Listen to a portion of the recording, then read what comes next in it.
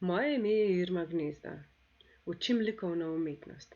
Popeljem vas v prostor, kjer so pomembne barve, linije in oblike. Raziskujemo različne likovne tehnike in, kar je najbolj pomembno, razvijamo ustvarjalno mišljenje. Včasih, kadar je energija prava in nam vreme dopušča, gremo pred gimnazijo in ustvarjamo na steni, ki je namenjena grafitanju. Stena je že kar precej polna grafitov, skozi leta pa jo prekrivajo vedno nove ideje, barve in oblike. Seveda slikamo tudi z običajnimi čopiči in barvami. Včasih se prepustimo barvam in nas ponese čisto v abstrakten svet.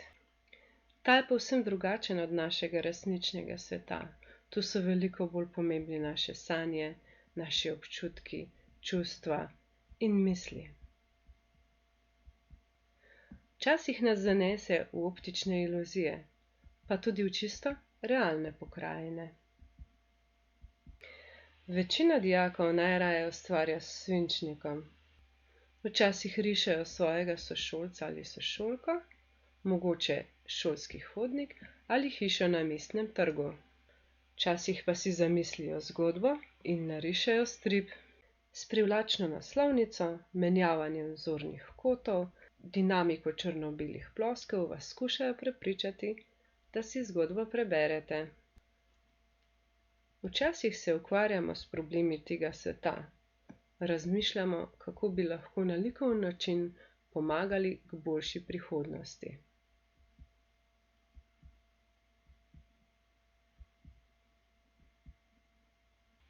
Po mnenju dijakov je najtežje oblikovanje tridimenzionalnih likovnih izdelkov. Za gledalce pa je zelo zanimivo. Ob ugodnih vremenskih razmerah se odpravimo ven. Dijaki skušajo objektiv svojega fotoaparata ujeti zanimive detajle našega mesta.